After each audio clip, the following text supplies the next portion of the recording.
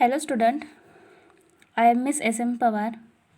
Today's lecture, the career oriented course, certificate course in human resource management. Today we are discuss the paper number 2nd. The paper number 2nd is entitled as Recent Trends in Human Resource Management. Today we are discussing the talent management concept. तर आपण career oriented course certificate course in human resource management त्याचा study करतो आहे.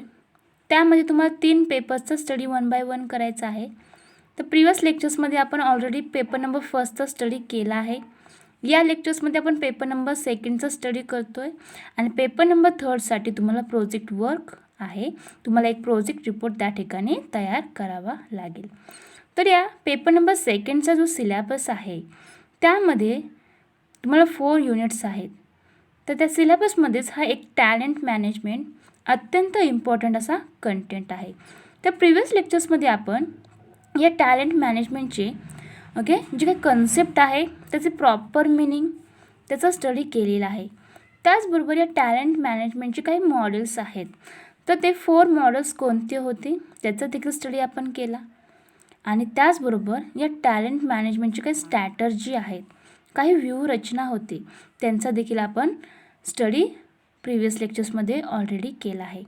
आज आपण या लेक्चर्समध्ये या टॅलेंट मॅनेजमेंटची जी काही स्ट्रॅटर्जी आहे ती बिल्ड करण्यासाठी कोणकोणते कंपोनंट्स हेल्प करतात, त्या कंपोनंट्सच्या आधारे ती टॅलेंट मॅनेजमेंट स्ट्रॅटर्जी चा वापर या कंपनीमध्ये केला जातो आणि ती टॅलेंट मॅनेजमेंटची काही स्ट्रॅटर्जी आहे ती बिल्ड करण्यासाठी हे कंपोनंट्स त्याला मदत करतात.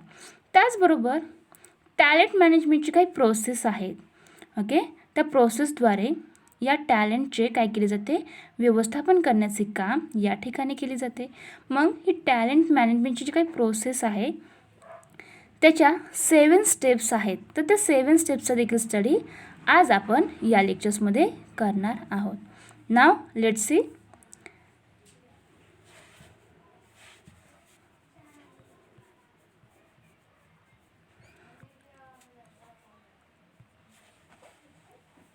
Building your talent management strategy.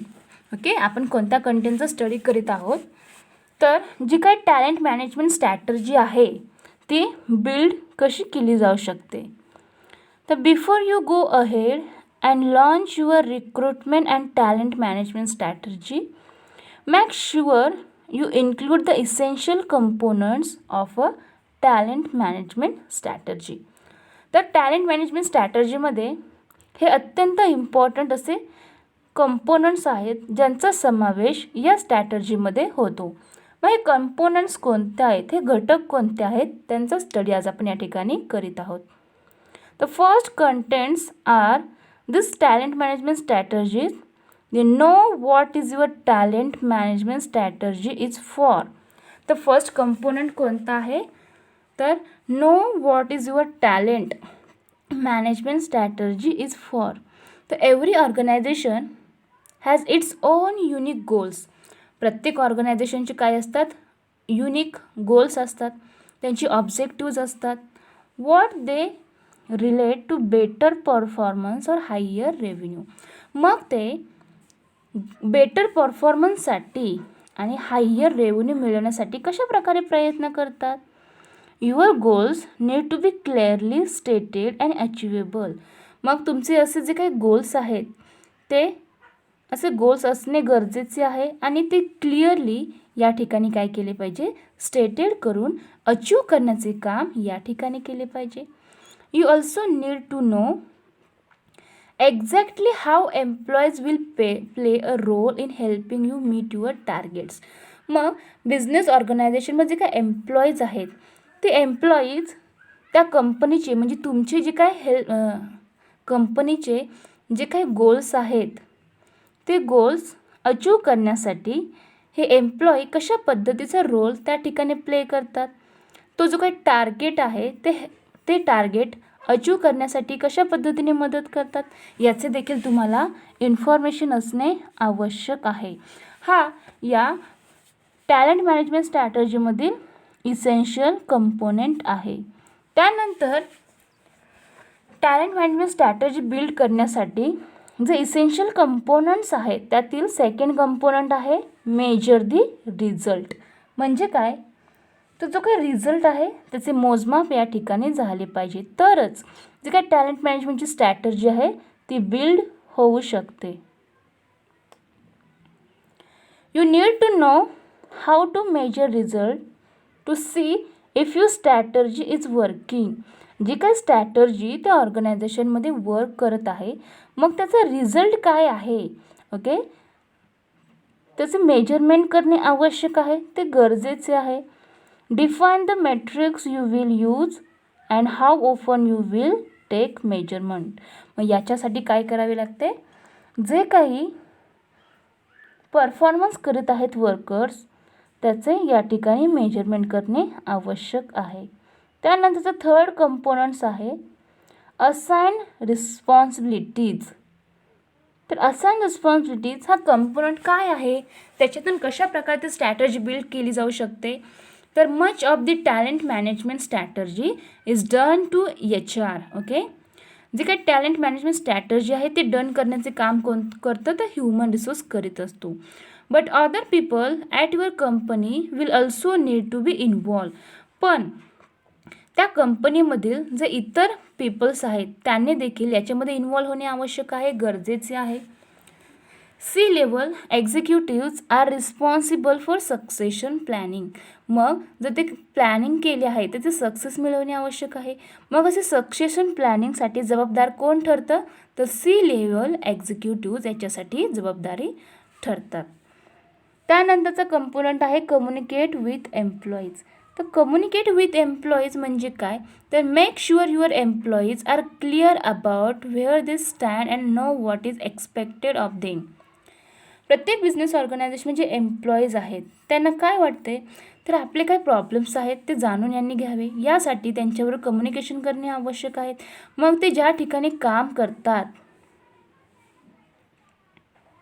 त्यांना कोणत्या गोष्टी त्या ठिकाणी एक्सपेक्टेड आहेत त्या जाणून घेणे या ठिकाणी आवश्यक आहे. And talk to them about their career goals to ensure that your company is creating the right opportunities. मग त्या एम्प्लॉयचे काही ना काही करिअर गोल्स असते, इन फ्युचरमध्ये त्यांना आणखीन काय चांगले करायचे असतील तर ते करिअर प्लॅनिंग करतात. मग कंपनीने काय केले पाहिजे, तर त्यांचे जे काही करिअर गोल्स आहेत ते जाणून घेण्याचा प्रयत्न केला पाहिजे. मग असे जाणून कधी घेऊ शकतात, तर त्या एम्प्लॉईजबरोबर त्यांनी कम्युनिकेशन केले तर त्यांना त्याची माहिती होऊ शकते आणि त्याच्यामधून या कंपनीने काय केले पाहिजे, तर त्यांना अशा वेगवेगळ्या ऑपॉर्च्युनिटीज, अशा संधी क्रिएट करण्याचे काम या कंपनीने या ठिकाणी केले पाहिजे आणि त्याच्यामधून जी काही टॅलेंट मॅनेजमेंट स्ट्रॅटर्जी आहे ती बिल्ड होण्यासाठी याची हेल्प होत असते. त्यानंतरचे आहे, तर या टॅलेंट मॅनेजमेंट स्ट्रॅटर्जी बिल्ड करण्यासाठी हे जे काही 4 कंपोनंट्स आहेत ते मदत करीत असतात. तर फर्स्ट कंपोनंट कोणता आहे, तर know what is your talent management strategy is for. Second component आहे measure the result. Third components are assign responsibilities and last is communicate with employees. जे काही एम्प्लॉईज आहेत त्यांच्याबरोबर कम्युनिकेशन केले ते काय होणार आहेत, जी काही कंपनी आहे त्यांचे जे काही गोल्स आहेत ते अचीव करण्यासाठी याची मदत होणार आहे. कारण कंपनीमधील जे एम्प्लॉईज आहेत त्यांचे जर फ्युचर गोल्स काय आहेत, त्यांचे करिअर काय आहे फ्युचरमधील, जर ते जाणून घेण्याचा प्रयत्न केला तर त्या एम्प्लॉईला ओके वेगवेगळ्या ऑपॉर्च्युनिटीज हे कंपनी काय करू शकते, त्यांच्या कंपनीमध्येच क्रिएट करून देण्याचे काम करू शकते आणि ते एम्प्लॉईज त्या कंपनीमध्ये टिकून राहू शकतात आणि त्याच्यामधून त्यांचं जे काही टॅलेंट आहे त्यांचं योग्य प्रकारे मॅनेजमेंट करून त्या टॅलेंटचा वापर या ठिकाणी कंपनीचे जे काही कॉमन गोल्स आहेत ते अचीव करण्यासाठी याची मदत होत असते. तर असे हे 4 कंपोनंट्स आहेत या टॅलेंट मॅनेजमेंट स्ट्रॅटर्जीचे, जी स्ट्रॅटर्जी बिल्ड करण्यासाठी यांची मदत या ठिकाणी होत असते.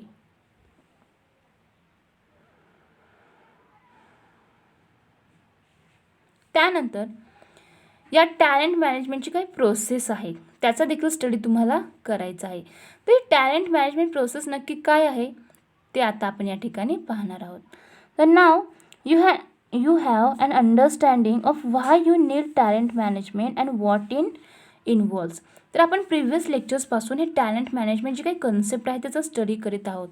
तर प्रिव्हियस लेक्चर्समध्ये आपण ऑलरेडी टॅलेंट मॅनेजमेंट जी काही कन्सेप्ट आहे त्याचा स्टडी केला आहे, त्याची स्ट्रॅटर्जी कोणकोणत्या आहेत आणि त्याचे मॉडेल्स कोणते आहेत यांचा स्टडी केला आहे. त्यामुळे ओके हे टॅलेंट मॅनेजमेंट समजावून घेणे अत्यंत गरजेचे आहे, कारण त्यामध्ये कोणकोणत्या गोष्टी इन्व्हॉल्व आहेत हे जर समजले तर काय होणार आहे, त्यांचे मॅनेजमेंट योग्य त्या रीतीने करता येणार आहे. Next, you need to take a look at the talent management process itself and learn how to apply it to your company.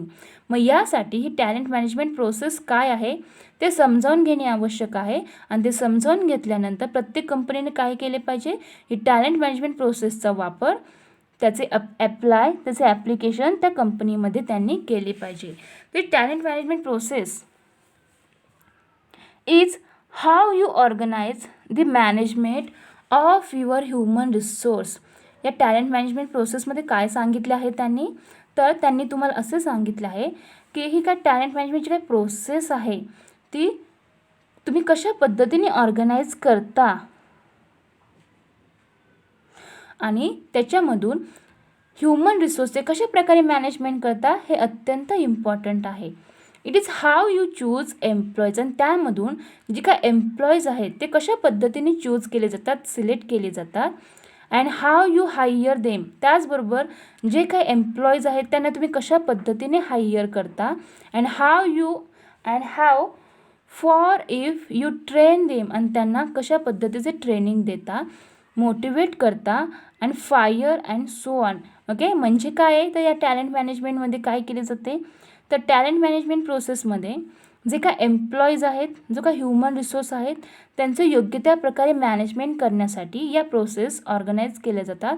त्याच्यामध्ये जो काय एम्प्लॉय आहे तो कशा पद्धतीने चूज करायचा, त्याला कशा पद्धतीने हायर करायचे, त्याला कशा पद्धतीने ट्रेनिंग द्यायचे, त्याला मोटिवेट करायचे, जर तो एम्प्लॉय योग्य तो नसेल तर त्याला फायर करण्यासाठी कशा पद्धतीची प्रोसेस यासाठी केली पाहिजे, त्याचं स्टडी या टॅलेंट मॅनेजमेंट प्रोसेसमध्ये तुम्हाला करायचं आहे. की लक्षात घ्या, या टॅलेंट मॅनेजमेंट प्रोसेसमध्ये 7 स्टेप्स आहेत. तर त्या 7 स्टेप्सचा स्टडी आपण आज या ठिकाणी करणार आहोत. The 7 steps of a great talent management process. या टॅलेंट मॅनेजमेंट प्रोसेस ग्रेट होण्यासाठी या 7 स्टेप्सचा वापर करून प्रत्येक कंपनीने ते टॅलेंट मॅनेजमेंट प्रोसेसचा वापर त्यांच्या कंपनीमध्ये केला पाहिजे. The following steps cover what you need to do develop a continuous talent management process for your organization. या जे काही स्टेप्स आहेत त्या स्टेप्स अनेक गोष्टी कवर करतात. यामधून जी काही ऑर्गनायझेशन आहे त्याच्यामध्ये या टॅलेंट मॅनेजमेंट प्रोसेसचा वापर करून जी काही ऑर्गनायझेशन आहे ती डेव्हलप करता येते. It covers how to find the most talented people available and the help they stay in your company. आणि कंपनीसाठी उपयुक्त असणारे जे काय एम्प्लॉईज आहेत ते या ठिकाणी काय केले जातात, फाइंड करता येतात. त्यांच्याकडे जर ज्या पीपलकडे टॅलेंट असतील तर असे टॅलेंट असणारे पीपल्स या ठिकाणी फाइंड आउट केले जातात. आणि जी काही कंपनी आहे त्या कंपनीमध्ये या टॅलेंटेड पीपलची काय केली जाते, हेल्प घेतली जाते. त्यांना त्या ठिकाणीच टिकवून ठेवण्यासाठी वेगवेगळे प्रयत्न केले जातात आणि त्यातून कंपनीचे काही गोल्स असतील ते अचीव करण्याचे काम या ठिकाणी केले जाते. Let's see the steps. तर या टॅलेंट मॅनेजमेंटचे जे काही प्रोसेसमधील जे काही 7 स्टेप्स आहेत त्याचा स्टडी आपण या ठिकाणी करतो आहे. त्यामध्ये फर्स्ट स्टेप आहे specify what skills you need. Okay, first steps कोणते आहे टॅलेंट मॅनेजमेंट प्रोसेसमधील, तर specify what skill you need. Second step आहे attract the right people. Third step are on board and organise work. And fourth organise learning and development. 5 नंबरचे step आहे hold performance appraisal. 6 steps are strategies to retain your best talent. And last steps are plan for succession. तर अशा या 7 steps आहेत, त्यांचा study आपण आता या ठिकाणी करणार आहोत. तर फर्स्ट स्टेपमध्ये त्यांनी काय सांगितलं आहे की या टॅलेंट मॅनेजमेंट प्रोसेसमध्ये या स्टेप फर्स्टमध्ये काय सांगितलं आहे त्याचा स्टडी आता या ठिकाणी करायचा आहे. तर फर्स्ट स्टेप्स आहे specify what skills you need. म्हणजे काय, तर what is the first step in the talent management process. या टॅलेंट मॅनेजमेंट प्रोसेसची फर्स्ट स्टेप कोणती आहे, तर specify what skills you need. Before you can go any further, you must determine what kinds of hires you need and what requirements they should fill. Okay, या प्रोसेसमध्ये काय सांगितले आहे यांनी, तर जी काही कंपनी आहे त्या कंपनीमध्ये अनेक प्रकारचे जॉब पोझिशन्स असतात. मग ते जॉब पोझिशन्सनुसार त्या व्यक्तीकडे, त्या एम्प्लॉयकडे कशा प्रकारचे टॅलेंट हवे आहे, त्यांच्याकडे कोणत्या प्रकारचे स्किल्स नॉलेज हवे आहे, ते सर्व त्यांनी काय केले पाहिजे, फाइंड आउट केले पाहिजे. आणि त्याच्यानंतरच त्या ठिकाणी कशा पद्धतीची एम्प्लॉयची आवश्यकता आहे, त्यांना हायर करताना असे जे काही नॉलेज आहे, जे काही स्किल्स आहे, त्यांचे जे काही टॅलेंट आहे या ठिकाणी चेक केले पाहिजे आणि त्याच्यानंतरच त्यांना या ठिकाणी हायर केले पाहिजे. मग या फर्स्ट नंबर स्टेपमध्ये काय सांगितलं आहे की ते जी काय एम्प्लॉई तुम्ही कंपनीमध्ये घेणार आहात, तर त्याच्याकडे कोणत्या प्रकारचे स्किल्स तुम्हाला अपेक्षित आहेत, ते गरजेचे आहे, ते तुम्ही या ठिकाणी स्पेसिफाय करणे आवश्यक आहे. Consider if it would be possible to teach existing employees to avoid the need to hire anyone new. जेव्हा एखादा नवीन पर्सन हायर केला जातो तर त्याच्याकडे त्याचे नॉलेज, त्याचे स्किल्स हे सर्व चेक केले जाते. मग जो काही स्पेसिफिक जॉब असेल त्या जॉबच्या रिक्वायरमेंटनुसारच त्या एम्प्लॉयचे जे काही टॅलेंट आहे ते या ठिकाणी चेक केले पाहिजे. आणि या स्टेप नंबर फर्स्टमध्ये असे सांगितले आहे की तुम्हाला म्हणजे त्या कंपनीला जो काही जॉब पोझिशन असेल त्याच्यासाठी कोणकोणत्या स्किल्स त्या एम्प्लॉयकडे असणे आवश्यक आहे, त्याच्याकडे कोणत्या स्किल्स गरजेचे आहे ते तुम्ही एकदा स्पेसिफाय केली पाहिजे. ही या टॅलेंट मॅनेजमेंट प्रोसेसची फर्स्ट स्टेप आहे. त्यानंतरची सेकंड स्टेप आहे attract the right people. Okay, योग्यता पीपलकडेच काय झाले पाहिजे, ॲट्रॅक्ट झाले पाहिजे. म्हणजे काय झाले केले पाहिजे, तर there are several stages to attracting talent. म्हणजे कंपनीसाठी जो टॅलेंटेड पर्सन योग्य आहे, ओके, तो असा योग्यच पीपलकडे, त्या राईट पीपलकडे ॲट्रॅक्ट झाले पाहिजे आणि त्या एम्प्लॉयला त्या कंपनीमध्ये हायर करण्याचे काम या ठिकाणी केले पाहिजे. मग असं ॲट्रॅक्टिंग जे काय टॅलेंट आहे त्याच्याकडे ॲट्रॅक्टिंग होण्यासाठी काही स्टेजेस आहेत. तर ते स्टेजेस कोणते आहेत, तर create targeted advertisements and post them on top job sites. HR branding is helpful. मग असे राईट पीपलकडे ॲट्रॅक्ट व्हायचे असेल तर काय करावे लागेल कंपनीला, तर कंपनीला एक ॲडव्हर्टाइजमेंट करावी लागेल. जी काही जॉब साईट आहे, ओके, टॉप जॉब साईट असेल तर त्याच्यासाठी जी पोस्ट आहे, मग त्या पोस्टसाठी ॲडव्हर्टाइजमेंट त्यांनी क्रिएट केली पाहिजे. आणि त्याच्यामधून HR branding is helpful here. आणि याच्यासाठी जे काय HR ब्रँडिंग आहे, जे ह्युमन रिसोर्स ब्रँडिंग आहे ते या ठिकाणी हेल्पफुल ठरते. त्यामुळे राईट पीपलकडे ॲट्रॅक्ट व्हायचं असेल तर यामध्ये काय केले पाहिजे, जे काही टॉप जॉब साईट आहे त्यामधील जी पोस्ट असेल त्याची ॲडव्हर्टाइजमेंट या ठिकाणी क्रिएट केली पाहिजे. त्यानंतर यामध्ये सांगितले आहे plan interviews and other means to identify the best person for the job. काय सांगितलं आहे याच्यामध्ये, तर plan interviews and other means to identify the best person for the job. जो काही जॉब आहे त्यासाठी योग्य तो व्यक्ती शोधणे आवश्यक आहे. मग या ठिकाणी त्याचा इंटरव्ह्यू घेतला जातो. In addition to regular questions, consider using personally assessment, references and test the required candidate to perform in real life situation. मग असा इंटरव्ह्यू घेताना त्याच्याकडे कोणकोणते क्वेश्चन्स विचारले जातात, तर त्याला रेग्युलर क्वेश्चन्स विचारले जातात. त्याचबरोबर त्याची पर्सनॅलिटी असेसमेंटबद्दलचे देखील प्रश्न या ठिकाणी विचारले जातात. त्याने रेफरन्स कुठून घेतला, त्याचबरोबर जे काही रिक्वायर्ड टेस्ट आहेत त्या कॅन्डिडेट्सच्या या ठिकाणी घेतल्या जातात आणि त्याच्यामधून त्याची रिअल लाईफ सिच्युएशन काय आहे ते या ठिकाणी क्लिअर केली जाते. असा इंटरव्ह्यू घेताना असे अनेक क्वेश्चन्स त्याला विचारले जातात. असे क्वेश्चन्स कशासाठी विचारले जातात, तर त्याच्याकडे असणारे टॅलेंट, त्याचं स्किल्स, त्याचे नॉलेज हे चेकआउट करण्यासाठी अशा प्रकारचे हे इंटरव्ह्यू या ठिकाणी घेतले जातात. त्यानंतर आहे हायर युअर टॉप चॉईस. मग जेव्हा इंटरव्ह्यू घेतला असेल कॅन्डिडेटचा, मग त्या इंटरव्ह्यू घेतल्यानंतर योग्य तो कॅन्डिडेट चूज करणे आवश्यक आहे. मग याच्यामधून काय केलं पाहिजे, जो काय टॉप चॉईस असेल, ओके, त्या टॉप चॉईसमधूनच असा एम्प्लॉई या ठिकाणी हायर केला पाहिजे. आणि अशा पद्धतीने टॅलेंट मॅनेजमेंट प्रोसेसमधील जो सेकंड प्रोसेस आहे ॲट्रॅक्ट द राईट पीपल, तर या पीपलकडे अशा प्रकारे काय होता येते, ॲट्रॅक्ट होता येते. त्यानंतर या प्रोसेसमधील थर्ड स्टेप आहे ऑनबोर्ड अँड ऑर्गनाइज वर्क.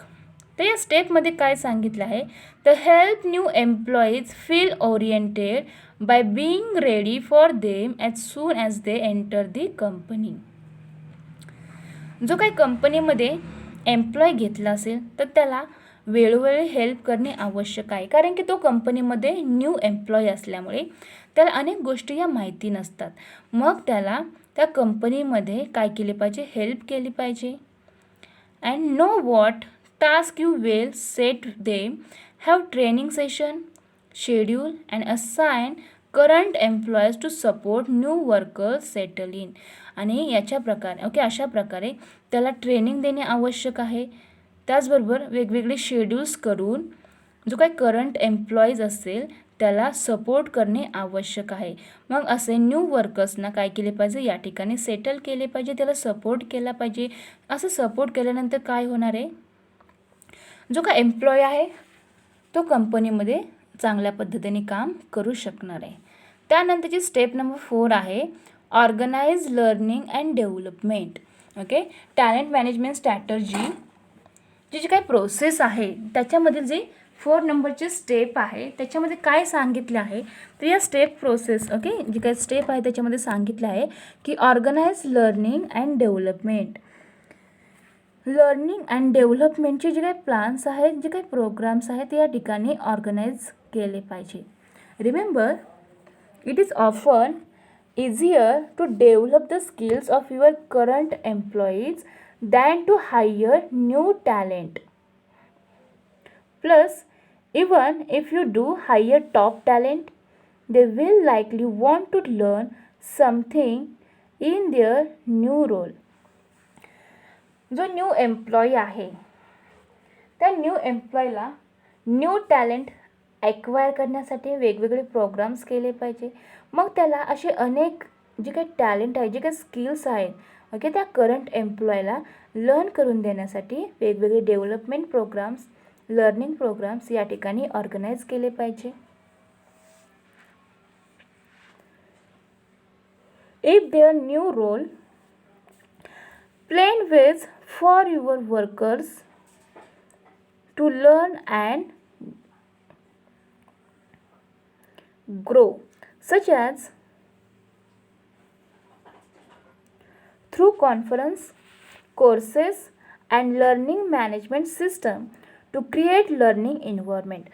मग असे जे काही न्यू एम्प्लॉय आहे, जो करंट न्यू एम्प्लॉय आहे त्याला असे जे काही टॅलेंट आहे त्याच्यामध्ये लर्न करण्यासाठी, त्याची ग्रो करण्यासाठी या कंपनीने काय केले पाहिजे, कॉन्फरन्स ऑर्गनाइज केली पाहिजे. त्याच्याद्वारे त्याला असे टॅलेंट देण्याचा प्रयत्न या ठिकाणी केला पाहिजे. कॉन्फरन्सबरोबरच वेगवेगळे कोर्सेस, त्याचबरोबर लर्निंग एन्व्हायरमेंट त्या ठिकाणी क्रिएट केले पाहिजे. आणि त्या न्यू एम्प्लॉयरला अशा प्रकारचे टॅलेंट त्याच्यामध्ये यावे, ओके, त्याने ॲक्वायर करावे, यासाठी अशा प्रकारचे लर्निंग अँड डेव्हलपमेंट प्रोग्राम त्या ठिकाणी ऑर्गनाइज करणे आवश्यक आहे. त्यानंतरची स्टेप आहे होल्ड परफॉर्मन्स अप्रायझल. तर so in this hold performance appraisal, the checking employee performance regularly allows you to see if workers could manage additional responsibilities. This could save you hiring new talent and it may help an employee prepare for a promotion. जो काही new employee higher केला आहे तर तो worker काम करतो की नाही यासाठी डेली काय केले पाहिजे, रेग्युलरली त्या वर्कर्सचे त्याने जे काही काम केले आहे, जो काही परफॉर्मन्स दिला आहे त्याचे रेग्युलरली चेकिंग या ठिकाणी केले पाहिजे. त्याचबरोबर त्याला काही ॲडिशनल रिस्पॉन्सिबिलिटी आहेत का, ओके, त्या देखील या ठिकाणी मॅनेज केल्या पाहिजे. They could save you hiring new talent and it may help and employees prepare for a promotion. आणि त्या व्यक्तीच्या जे काही न्यू टॅलेंट असेल त्याच्याकडे तो ते हायरिंग करण्यासाठी, त्याची हेल्प करण्यासाठी या ठिकाणी काय केले पाहिजे, मदत केली पाहिजे. आणि त्यातून जो काही एम्प्लॉय आहे त्याचे प्रमोशन प्रिपेअर करण्याचे काम देखील या ठिकाणी झाले पाहिजे. तर या स्टेप नंबर 5 मध्ये या अनेक गोष्टी केल्या जातात. काय केल्या जातात, जो काही तो एम्प्लॉय आहे त्या एम्प्लॉयचे परफॉर्मन्स अप्रायझल या ठिकाणी केले जाते आणि रेग्युलरली बेसिस, ओके, तो जो काही काम करीत आहे त्या कामाचे मूल्यमापन या ठिकाणी केले जाते. त्यानंतरची स्टेप आहे 6 स्टेप. त्याच्यामध्ये या 6 स्टेप्समध्ये काय केले जाते तर strategies to retain your best talent. Okay, या 6 नंबरची जी काही स्टेप आहे त्याच्यानुसार या प्रोसेसमध्ये काय केले जाते तर strategy to retain your best talent. Keep employees satisfied at work through promotions, benefits, motivating tactics, ensuring job satisfaction and improving company culture. जो काही एम्प्लॉई आहे त्याला सॅटिस्फाय करणे आवश्यक आहे. मग तो जो काही काम करतो त्या कामाच्या ठिकाणी त्या कंपनीने त्याला वेगवेगळ्या फॅसिलिटीज प्रोव्हाइड करून त्याचे समाधान कशा पद्धतीने होईल याचे या ठिकाणी काय केले पाहिजे, त्यांनी प्रयत्न केला पाहिजे. मग असा एम्प्लॉय सॅटिस्फाय कधी होणार आहे तर त्याला प्रमोशन मिळाले तर, वेगवेगळे बेनिफिट्स त्याला दिले तर, त्याचबरोबर motivating tactics, ensuring job satisfaction and improving company culture. Okay, कंपनीचे काही कल्चर आहे त्याच्यामध्ये इम्प्रूव्हमेंट केली, जॉब सॅटिस्फॅक्शन त्याला मिळाले, त्याला मोटिवेट केले, त्याला वेगवेगळ्या प्रकारचे बेनिफिट्स दिले, त्याचबरोबर प्रमोशन केले तर नक्कीच तो एम्प्लॉई सॅटिस्फाय होणार आहे. त्याचं काही काम करतो त्या कामामध्ये तो सॅटिस्फाय होऊन जे काही कंपनीचे गोल्स आहे ते अचीव करण्यासाठी त्याचे जे काही टॅलेंट आहे, त्याचे स्किल्स आहे, त्याचे नॉलेज आहे ते या ठिकाणी वापरून तो कंपनीचे गोल्स अचीव करण्यासाठी हेल्प करू शकतो. यासाठी ओके या स्टेप्स अत्यंत इम्पॉर्टंट आहे. या स्टेप्समध्ये लास्ट स्टेप आहे प्लॅन फॉर सक्सेशन. फर्स्ट स्टेपमध्ये काय केले तर specify what skills you need. जो काय एम्प्लॉय आहे त्याच्याकडे कोणत्या प्रकारच्या स्किल्स तुम्हाला रिक्वायरमेंट आहे, त्या स्किल्स या ठिकाणी कोणत्या गरजेच्या आहे त्याचं स्पेसिफिकेशन या ठिकाणी केले. नंतर स्टेप नंबर 2 मध्ये राईट पीपलकडे अट्रॅक्ट झाले, म्हणजे जो काही जॉब पोझिशन आहे त्या जॉब पोझिशनच्या रिक्वायरमेंटनुसार ज्या व्यक्तीकडे टॅलेंट असेल, स्किल्स असतील, नॉलेज असेल त्याच्याकडे अट्रॅक्ट या ठिकाणी होत असते. थर्ड स्टेपमध्ये ऑनबोर्ड अँड ऑर्गनाइज वर्क. जो काही वर्क आहे त्याचे योग्य त्या प्रकारे ऑर्गनायझिंग या ठिकाणी केले जाते. स्टेप नंबर 4 मध्ये जो काही एम्प्लॉय आहे ज्याचं सिलेक्शन केली आहे त्याला लर्निंग, त्याला वेगवेगळ्या गोष्टी शिकवणे आवश्यक आहे, त्याचे डेव्हलपमेंट करणे आवश्यक आहे. हे स्टेप नंबर 4 मध्ये केले जाते. स्टेप नंबर 5 मध्ये काय केले जाते तर जो काही वर्कर आहे, न्यू एम्प्लॉय आहे त्याने कशा पद्धतीचे काम केले आहे, त्याने किती काम केले आहे याचे या ठिकाणी मूल्यमापन केले जाते. त्यानंतर त्याचे समाधान होण्यासाठी वेगवेगळ्या फॅसिलिटीज त्या एम्प्लॉयला या ठिकाणी प्रोव्हाइड केल्या जातात. आणि लास्टला या सर्व स्टेप्सच्या द्वारे लास्टला कोणती स्टेप येते तर प्लॅन फॉर सक्सेशन. त्या कंपनीला काय करावे लागते तर सक्सेस मिळवण्यासाठी अनेक प्रकारचे प्लॅन्स या ठिकाणी करावे लागतात आणि त्याच्यामधून कंपनी त्याचे जे काही गोल्स आहेत ते अचीव करण्याचा प्रयत्न या ठिकाणी करते. मग 7 नंबर स्टेपमध्ये काय सांगितलं आहे तर nurture employees for succession such as for when a senior member of staff retires, enable employees to perform to their best through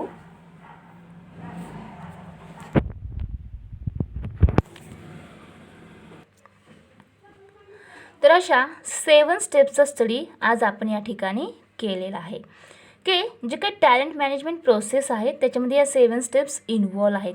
तर त्या स्टेप्स कोणकोणत्या आहेत? तर specify what skills you need, attract the right people, onboard and organise work and organise learning and development, hold performance appraisal, strategies to retain your best talent and plan for succession.